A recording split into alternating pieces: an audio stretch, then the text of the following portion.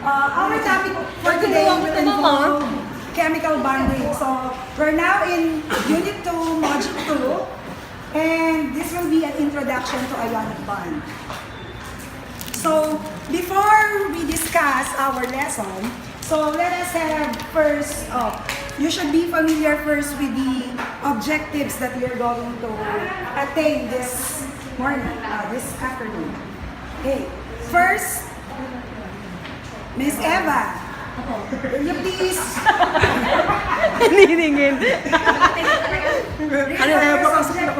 describe the formation of ionic bond.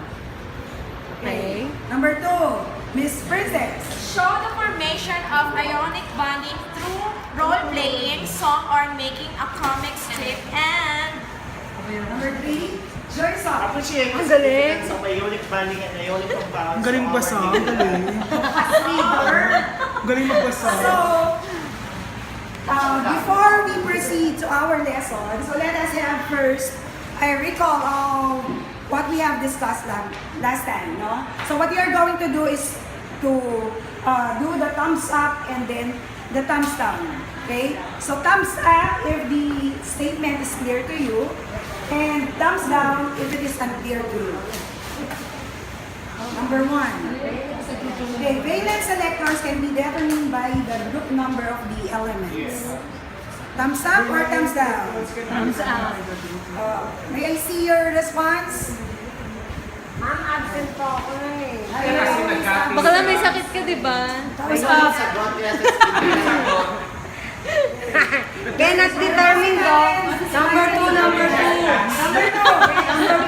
Matas is the best. Electrons in their outermost shell.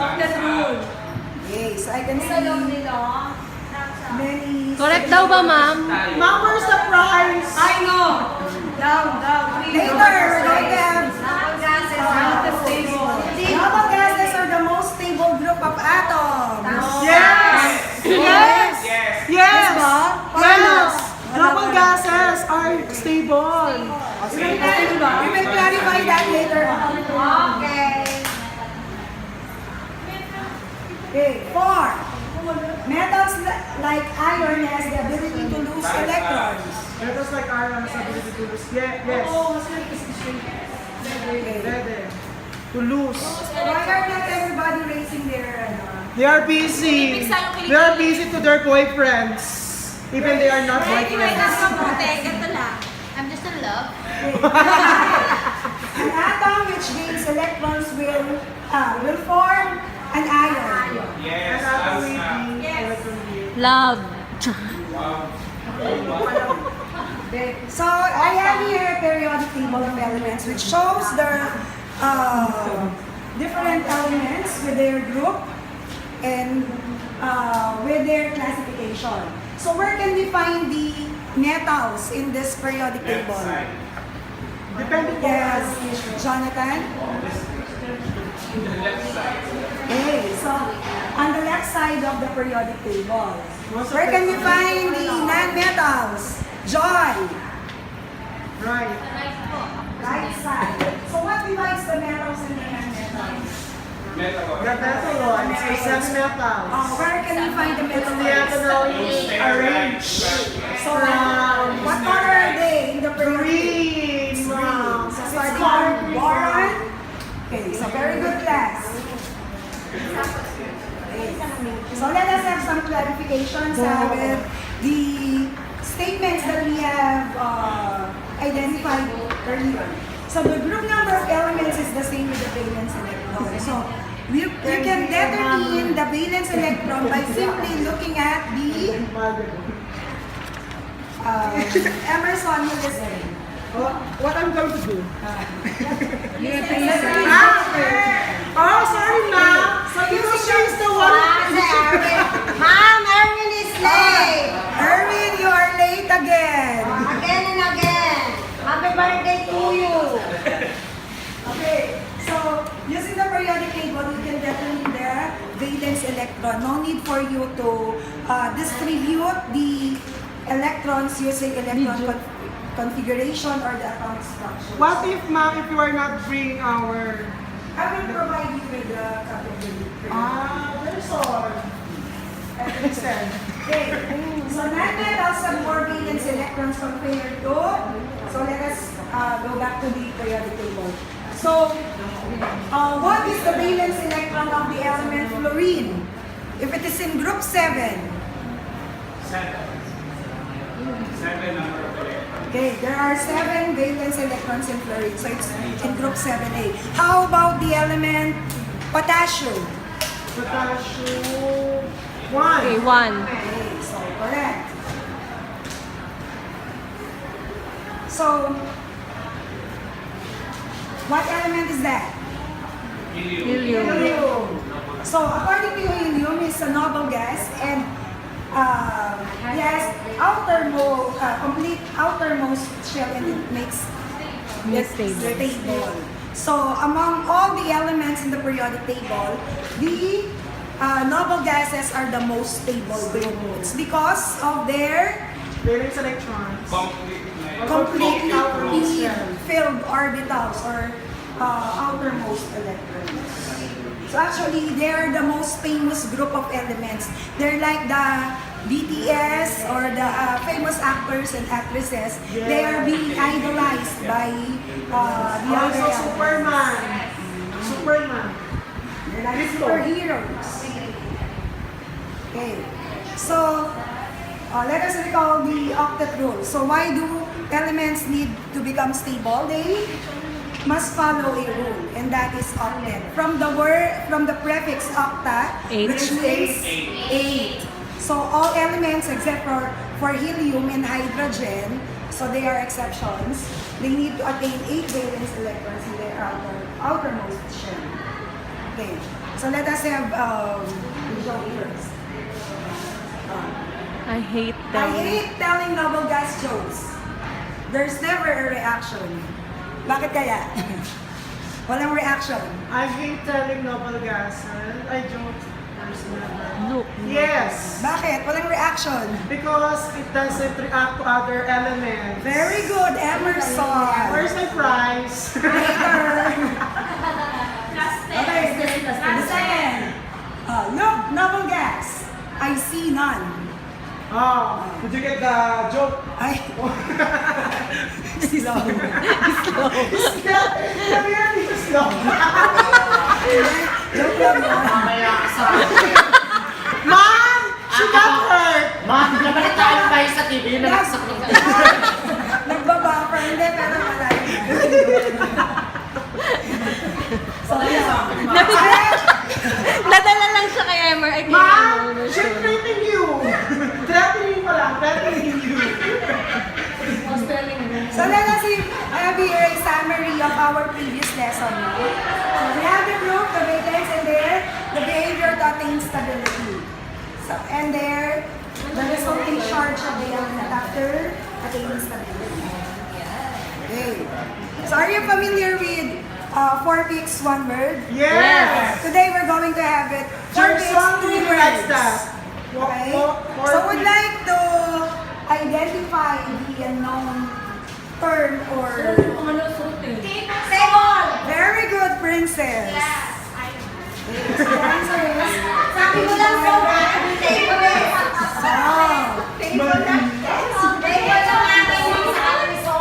So, what is the connection of table salt to our lesson today? Ask Gerson. I have here a video presentation which shows the formation of... Dapat nasa same folder siya. Ay, mapalala po. Specifically. Same folder. Ma'am! Download. Okay, hindi ko nalipat sa kabilang laptop. Yeah, basta. Yung video will show how table salt is being made inside the laboratory. So the normal way that we do is we just let the seawater evaporate and we will recover. That's evaporation. That's another thing. What will I present is that table salt can be prepared inside the laboratory using chlorine gas and pure metal sodium. Okay? Okay. So, the reason why there are so many compounds in the world is that there's a bond that exists in between metals. Okay? Kaya, di ba nga sabi natin, no man is an island. So we need to bond with other people. So masaya ba kayo kapag mag-isa lang kayo? Hindi. Palagi? Hindi. Di ba man? Loner. Palagi.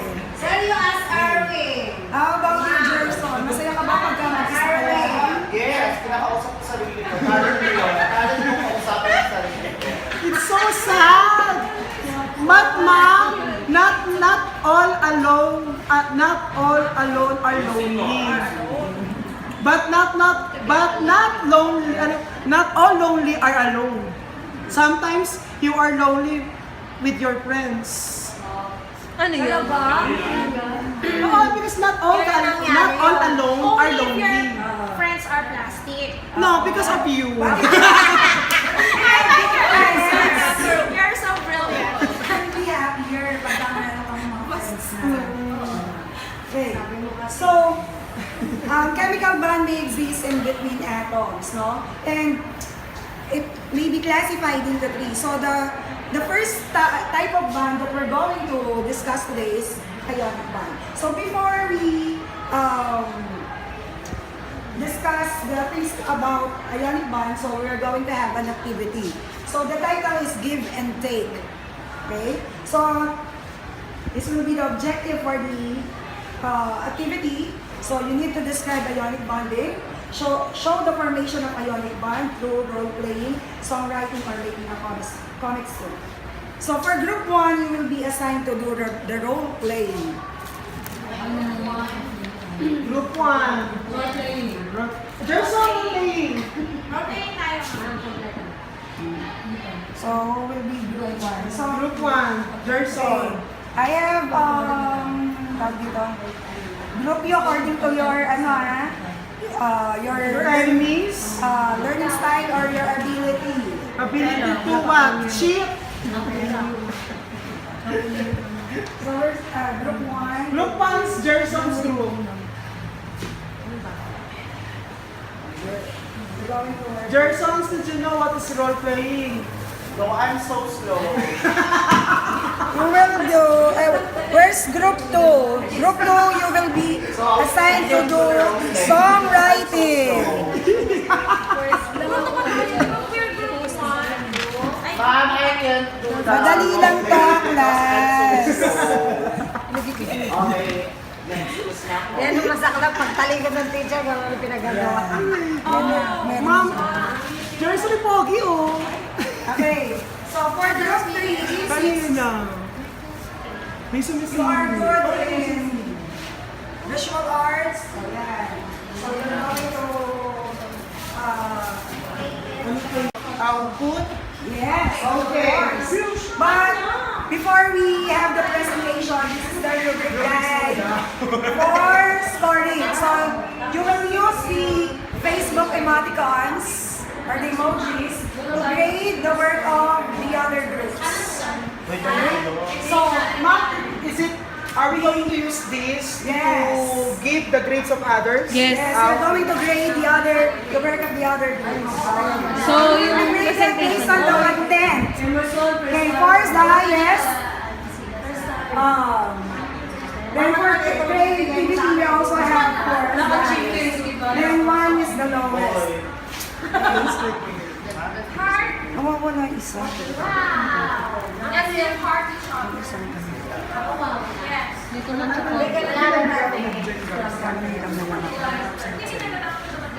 wala anong Ma'am, are we nakakala going to guys? present now? Yes. Okay. Since Okay, everybody is very intelligent and very talented, I have my pet here. Go, best! Go, best! I bring my pet here just to put everyone here. Okay, so Oh my God! oh my god. We asked to do the task, and that is role playing. So our role playing, We must talaga. our two elements are the aluminum and the nitrogen. So, in the first task, the task asking me to describe the two elements. So, a-acting kami ha. Hindi kayo magaling sa acting talaga. This will be the first time that I'm going to show my talent when it comes to Okay. drama skills pala. Okay. Lights, camera, Action. Ay, ikaw ba po? Take two. Aluminum, okay? Lights, camera. Teka lang yung candy. Lights, camera. Sinabutas ako nito, hindi ko candy kanina eh. Hindi mo one day siya, oh. Lights. Lights, camera, action! Aluminum. Tagabigay ng lahat.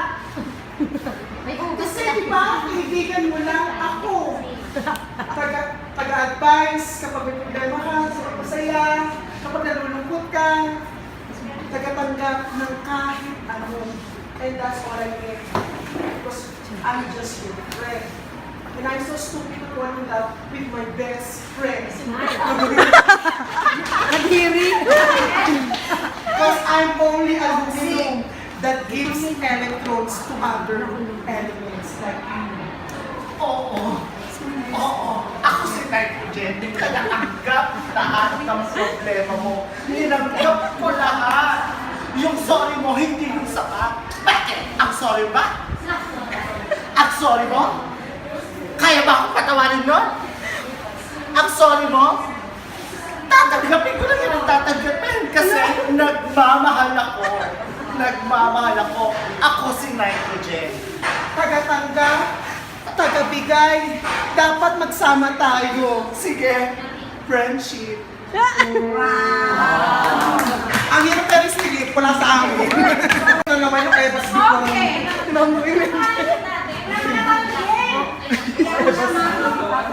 Wala naman yan kanina.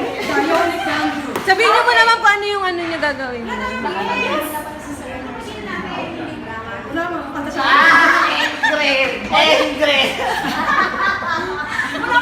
Ingrid! Ma'am! You're Wow. not prepared. We are prepared. Go na, ma'am. That's bullying, mama. Ma'am, why did you bring your parents?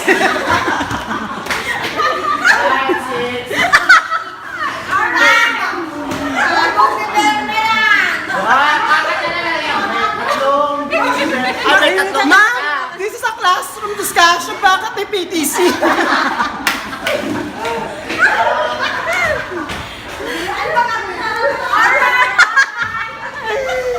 Game na! Our activity in our group is give and take. Objectives describe ionic bonding. Show the formation of ionic bond through song writing. Okay. So let's. How did you write if you don't know how to write? We know how to write and You better. We were able to make a short, Christmas song. Okay, This is the tune of But Jingle your Bells. Christmas song, Okay. it should be a Halloween song. No! Where is... Go na, ma'am. We match the movement. Okay, ready? Ang gauna. Ito, ganun. Why it seems so scary? 5, 6, 7, 8. Metals here, metals there, atoms everywhere. Oh, what fun it is to learn ionic bonding. Hey! Metals here, Ma'am, you're metals not there, singing. atoms everywhere. There are a Oh, lot what of fun it bodies. is to learn ionic bonding. Hey! Heaven! Hooray! No, we are not singing. We are shouting only. Oh my gosh! Uy, yung puso natin. Okay. Tapos na. Let's do your evaluation for group 2. Yes, okay, so we have two elements here in our hands. So, the magnesium and oxygen. So, put them together to form ionic bonding. They form magnesium oxide. Okay, that's all. Okay, thank you, group 2. Okay. Last is your evaluation for group 2. Evaluation. Uy, evaluation! Evaluation! Hey! Don't do that, huh? Aha! Alam mo naman natin yan, simple because na-touch mo.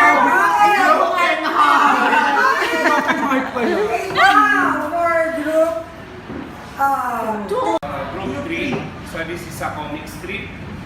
So, I am a noble gas. I have 8 electrons in my outer shell, and it makes me stable, extremely stable. So, I am argon. So, I have only 7 outermost electrons. I wish I can be like argon. There you can be heaven. This way we can be like Michael.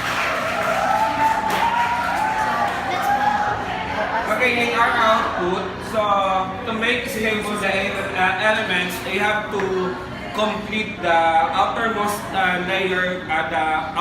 layer shell. So, in order to complete, since sodium has only one outermost layer electron, and then chlorine has 7, so there is a sharing. So sharing of electron in order the chlorine and sodium to be complete, to be stable like argon. So this is an ionic bonding, sharing of electron. Okay. So that there is transferring of electrons from metals. So just like what you can see in the picture. Nakikita niyo yun? Ma'am, anong demo mo, subject? Atoms which are found outside the window. And then Hindi the kasi atoms yung which are virtual. found inside the glass. Walang material. Okay? Nakikita nila, di ba? Meron ng Kasi wala pa attraction. kayong tatlo. Ay, wala pa mag... So how do we Wala pang describe mag-deliver. ionic bond? Kaya nandun siya. Miss Rowena. Lagi na lang kayo. Transferring of electron, the one will give, the one will gain. Well, Okay, so upset. kaya nga yung activity natin, it's entitled give and take. There are atoms that give electrons and there are atoms that takes electron. So in ionic bonders, an attraction that exists in between metals and non-metals that involves transferring of electrons. Okay. So here's an example. So we have sodium, which is from group 1, has 1 valence electron, and then chlorine, which has 7 valence electron. So sodium has an excess of 1, so that's why it need to lose 1 electron and give it to chlorine. So during the process, ions were formed, opposite ions, and there will be an attraction. So this one is the Lewis dot structure. So this is a shorthand way of showing valence electrons as dots. Okay, so let us have a practice. Will you please get your individual? Yan na.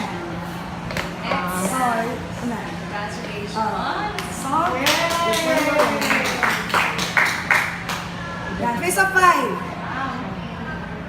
Evaluate your understanding of our lesson. Okay? 5, I know.